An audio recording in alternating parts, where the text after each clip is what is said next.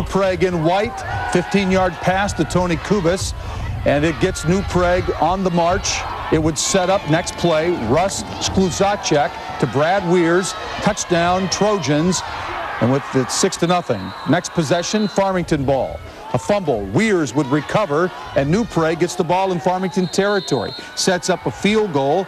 The Tigers would block it, and it's still 6-0. New Prague at the half. Third quarter, back to punt New Prague. Cody Eisch to return for Farmington, and this play will cover 50 yards, but it's called back after a Tigers penalty.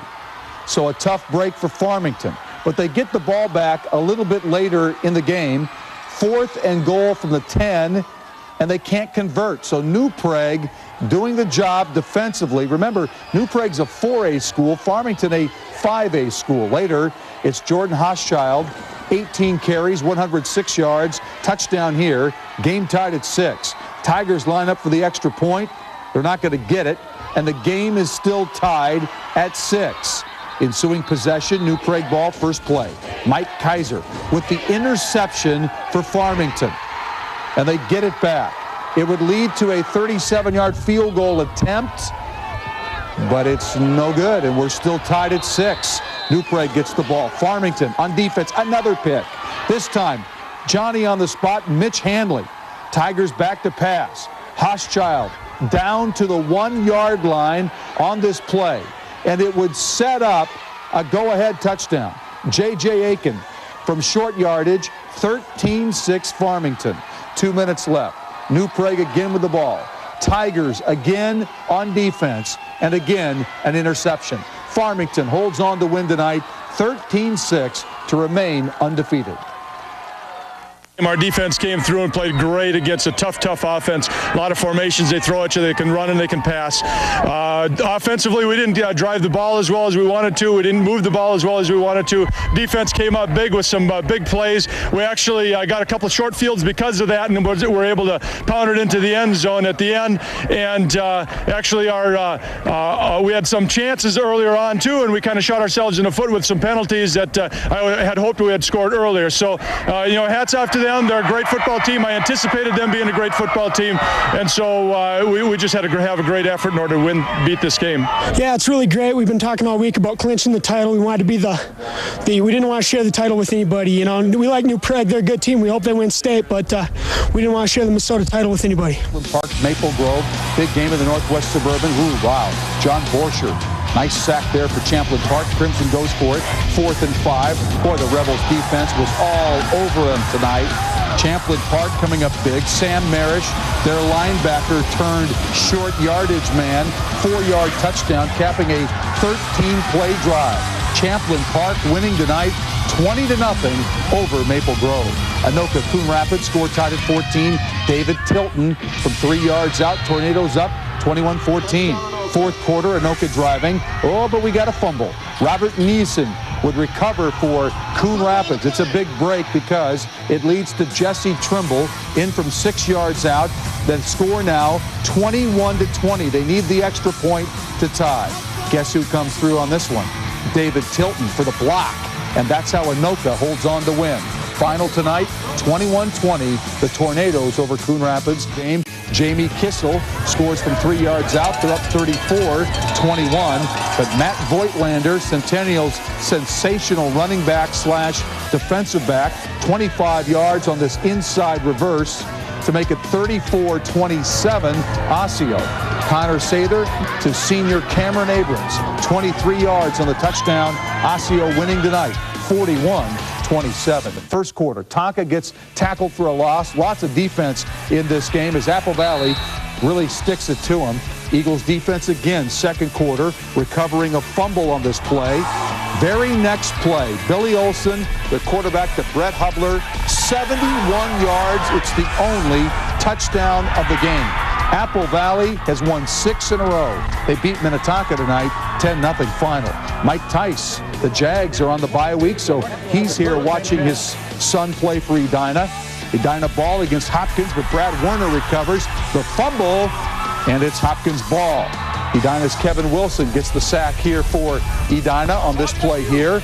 Again, a defensive struggle early. Nate Tice, long pass to Kenny Freedy, down to the 15-yard line.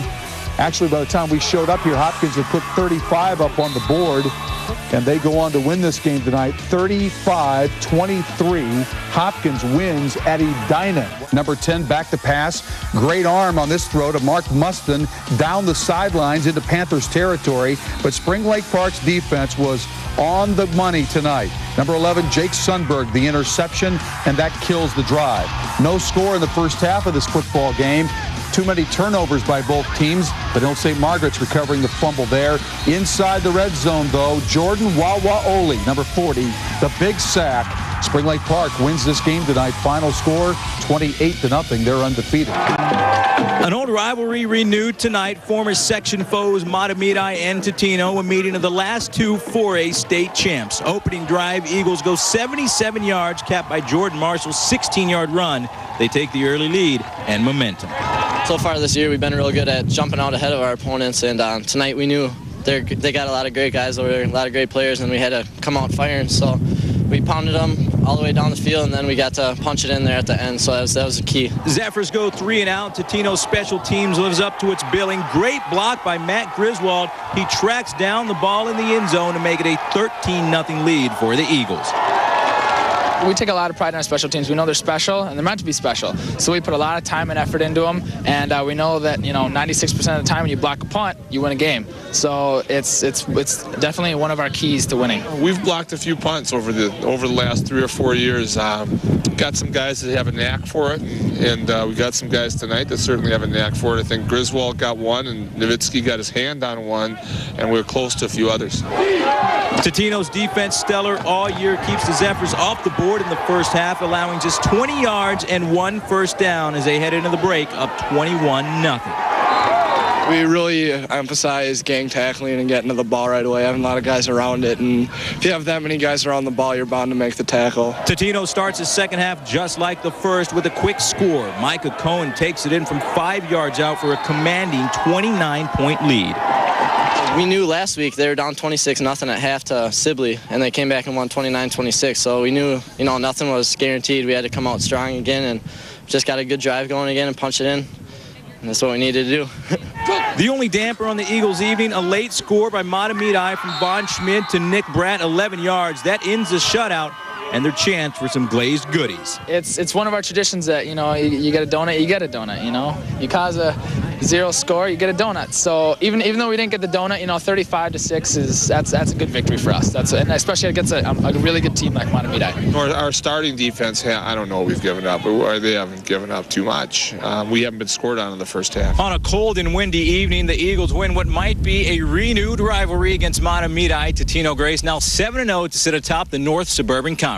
In Fridley, Charles Gonzalez for the Prep Sports Extra. Moving the ball on offense, but Edmund Smith is there. It's a lineman's dream. Take off. Well, got tackled, but nice play anyway. Adonis Meekins will break free on a 20-yard run here north on the move. Meekins, a little guy at 5'5". Later, Carlos Hodges scores from a yard out, and the Polars win this game. 8-7 was the final. Edison at South. Running back Waylon Hartwick breaks a tackle, gets into the end zone, 15-yard touchdown. Nice effort.